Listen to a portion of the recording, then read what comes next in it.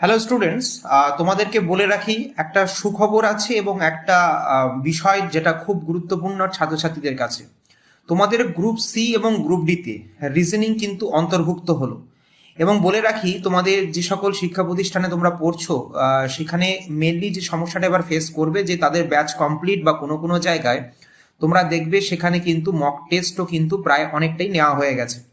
এখন প্রশ্ন হলো, যেহেতু গ্রুপ ডি থেকে ইংরাজি বাদ গেছে এবং গ্রুপ সিতে এবং গ্রুপ ডিতে বোথ আমাদের কাছে কিন্তু রিজনিং ঢুকেছে এবং অতিরিক্ত যে আমাদের কাছে কারেন্ট অ্যাফেয়ার্সের যে চাপটা ছিল সেটা কিন্তু মুছে গেছে। তো এই রকম একটা সিলেবাসে কিভাবে প্রস্তুতি নিতে হবে বা ম্যাথ রিজনিং মিলিয়ে কিন্তু এখন একটা বড় ওয়েটেজ থাকছে, তো সেই জায়গা থেকে কিভাবে প্রস্তুতি নিতে হবে সেটা জানতে আমাদের এই চ্যানেলটাকে কিন্তু তোমাকে ফলো করতে হবে, জুড়ে থাকতে হবে।